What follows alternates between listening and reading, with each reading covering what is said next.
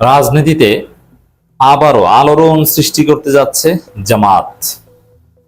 বাংলাদেশের রাজনীতিতে 12 ফেব্রুয়ারি নির্বাচনের আগে যেরকম একটা জামাত জোয়ার দেখেছেন, আবারও সেরকম একটা জামাত জোয়ার আসতেছে। দর্শক, 12 ফেব্রুয়ারি নির্বাচনের আগে আপনার নিঃসন্দেহে মনে আছে, পথে ঘাটে, মাঠে ময়দানে, সোশ্যাল মিডিয়ায় যেখানে যান শুধু জামাত আর জামাত, জামাত আর জামাত। কোনোদিন রাজনীতি করেনি, জামাত করেনি। তারা 12 ফেব্রুয়ারি নির্বাচনের আগে জামাত করেছে, জামাতের মিছিলে গেছে। বিশেষ করে নির্বাচনের আগে জামাত একটা মহাসমাবেশ করেছিল ঢাকায় সোহরাওয়ার্দী উদ্যানে। সেই মহাসমাবেশ স্মরণকালের সেরা একটা মহাসমাবেশ অনুষ্ঠিত হয়েছে। যারা কোনোদিন জামাত করার কথা না, সেই বিড়ি খাওয়া লোকজন, সাধারণ মানুষ, রিক্সা চালক, ভ্যান চালক, তারা দলে দলে জামাতের মহাসমাবেশে এসেছে। দর্শক, জামাতের মহাসমাবেশ ইতিহাসের পাতায় স্থান করে নিয়েছে। কিন্তু জাতীয় নির্বাচনে জামাত ক্ষমতা আসতে পারেনি, দ্যাটস ডিফারেন্ট ক্যালকুলেশন।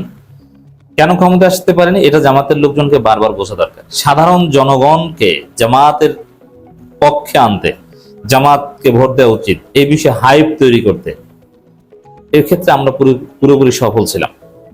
জামাতের সাংগঠনিক সফলতা আছে, আমরা যারা অ্যাক্টিভিজম করি আমাদের সফলতা আছে, সাবেক শিবিরদের সফলতা এখানে সবচেয়ে বেশি। কিন্তু নির্বাচনের ফলাফল আপনারা জানেন যে এখানে ডিপ স্টেট একটা ফ্যাক্ট, তারা কারচুপি করেছে। তাছাড়া হিন্দু ভোট এবং আওয়ামী লীগ ভোট দিতে যাবে, it was unimaginable, but Awami League ভোট দিতে গিয়েছে এবং বিএনপিকে ভোট দিয়েছে। এবং হিন্দুরা ভারতের নির্দেশে প্রায় সবাই এক্সেপ্ট ভেরি ফিউ বিএনপিকে ভোট দিয়েছে। এইসব সমীকরণে বিএনপি জিতে গেছে, জামাত হেরে গেছে। নইলে স্বাভাবিক যে রাজনৈতিক সত্তা, বাংলাদেশি মুসলমান যারা আওয়ামী লীগ না, হিন্দু না, এরা হচ্ছে রাজনীতির স্বাভাবিক হিসাব। অবশ্য হিন্দুরা যারা ভারতের কথায় বা অন্য কারো কথায় ভোট দেয় না, স্বাধীনভাবে তাদের সিদ্ধান্ত নেয়, এরাও মেইন স্ট্রিম। এদেরকে যদি হিসাব করেন, জামাত কার্যত জিতেছে। তো এই জন্যে নির্বাচনের আগে নির্বাচনে জিতেছে বা বেশি ভোট পেয়েছে বিএনপি, বাট হাইপ বেশি ছিল জামাতের। সবাই আতঙ্কে ছিল যে জামাত জিতে যাবে, বিএনপির লোকজন। কেন এই হাইপ এবং আতঙ্কটা কেন ছিল? কারণ একজন বিএনপির ইউনিয়ন সভাপতি আশেপাশে যেদিকে তাকাতো দেখতো যে জামাত আর জামাত। কেন কেন দেখতো জামাত আর জামাত? এর কারণ হচ্ছে তার চারপাশে শুধু আসলে জামাতেই ছিল। সোশ্যাল মিডিয়ায় ঢুকলেই জামাত আর জামাত। একজন বিএনপি নেতা কমেন্ট করতো, ফেসবুকে পোস্ট করতো, ধানের শীষে ভোট দিন। মন্তব্যে সবাই লিখতো যে না, ধানের শীষ না, দাঁড়িপাল্লা। তার আত্মীয় স্বজন, বিএনপি নেতার স্ত্রী, সন্তান সব জামাত। তো দর্শক, কেন এই হাইপ দৃশ্যমান ছিল? বিকজ আসলেই আমাদের সোসাইটিতে যারা প্রকাশ্যে স্বাভাবিকভাবে স্বাধীনভাবে বিলং করে, তারা অধিকাংশ জামাত ছিল। তবে ওই যে আওয়ামী লীগ ভোট এবং হিন্দু ভোটে জামাত হেরে গেছে, এটা একটা রাজনীতি, ঠিক আছে, এবং ডিপ স্টেটের মেকানিজমে জামাত হেরে গেছে।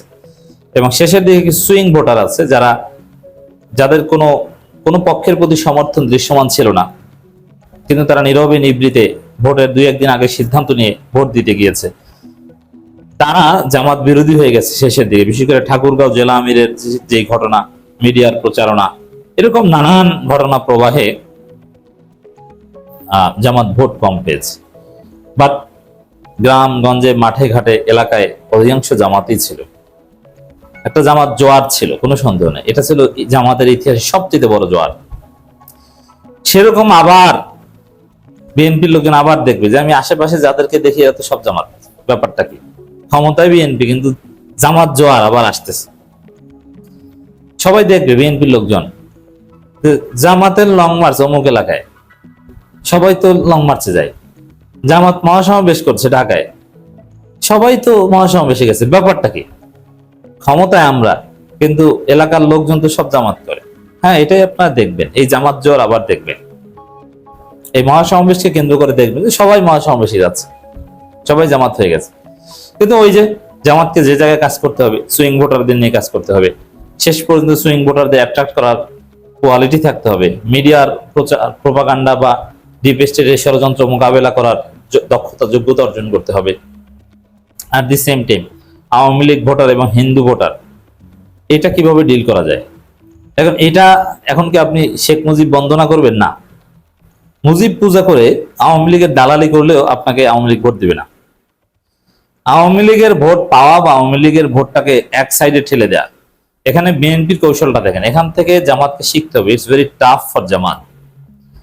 বিএনপি কি করেছে? 5 আগস্টের পর থেকে আওয়ামী লীগকে সমানে পিটিয়েছে, এদের কাছ থেকে চান্দা খেয়েছে, এদের বিরুদ্ধে হাজার হাজার সত্য মিথ্যা মামলা দিয়েছে, এদেরকে গ্রেপ্তার করিয়েছে, এদের ব্যবসা বাণিজ্য দখল করেছে, মায়ের উপর রেখেছে, আবার আওয়ামী লীগের ভোটও পেয়েছে বিএনপি। এটাকে বলে রাজনীতি। কিভাবে?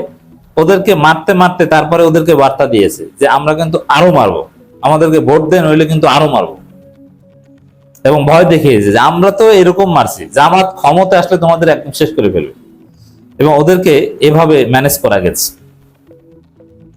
আর জামাত চিন্তা করেছিল যে না, আমরা তো ভালো, আওয়ামী লীগের কারো বিরুদ্ধে মিথ্যা মামলা দেয়নি, ওদের ধন সম্পদ বরং আমরা পাহারা দিয়েছি, অন্যায়ভাবে কাউকে কারো ধন সম্পদ দখল করতে দেয়নি, এখানে ওরা তো আমাদেরকে নিরাপদ মনে করে ভোট দেবে। কিন্তু না, এইসব হুজুরগিরি দিয়ে রাজনীতি হয় না। মায়ের দিয়ে তারপরে ভোট, ভোট পাওয়ার পরে আবার মায়ের। এখন কিন্তু আওয়ামী লীগকে আবার বিএনপি মায়ের উপর রাখছে।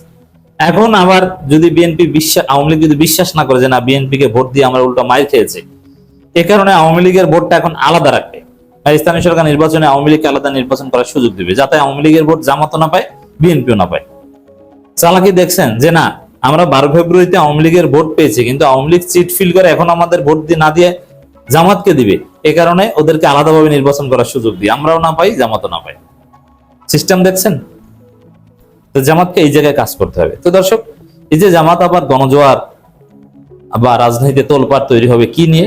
আপনারা জানেন যে জামাত লং মার্চের কর্মসূচি ঘোষণা করেছে। এই লং মার্চ যেদিকে যাবে, যে এলাকায় যাবে, ওই এলাকায় একটা উৎসব মুখর পরিবেশ কাজ করবে, কোথাও কোথাও হামলা ঘটনাও ঘটবে, এবং এর মধ্য দিয়ে রাজনীতিতে ব্যাপক আলোচনা হবে। জামাত এনসিপি একসাথে যাবে বাংলাদেশের গুরুত্বপূর্ণ সব জায়গায়। এরপরে শেষে মহাসমাবেশ হবে। এই মহাসমাবেশকে ঘিরে রাজনীতিতে অনেকদিন একটা উত্তাপ বিরাজ করবে, এবং ব্যাপক প্রস্তুতি নিয়ে, এবং আরো বেশি উত্তাপ বিরাজ করবে ইন দি সেন্স, এমনিতেই নভেম্বরে রাজনীতি উত্তাল হয়ে উঠবে, আবার ওই সময়টায় হাসিনা দেশে আসার একটা ঘোষণা আছে। এর মধ্যে আবার জামাতের মহাসমাবেশ, সব মিলিয়ে রাজনীতিতে একটা ব্যাপক তোলপাড় লেগে যাবে। একটা উত্তাল সময় জামাত মহাসমাবেশ করবে, তার মধ্যে আবার দেখবেন যে ব্যাপক জনসমাগম জামাত করতে পারবে। দর্শক, লং মার্চ বাস্তবায়ন কমিটির বৈঠক অনুষ্ঠিত হয়েছে। যেহেতু 5 সেপ্টেম্বর থেকে লং মার্চ শুরু হচ্ছে, জামাত প্রস্তুতি নিচ্ছে, এরপরে দেখবেন মহাসমাবেশ বাস্তবায়ন প্রস্তুতি নিচ্ছে। এভাবে একটা জামাত জোয়ার এবং একটা উত্তাল পরিস্থিতি আমরা রাজনীতিতে দেখব।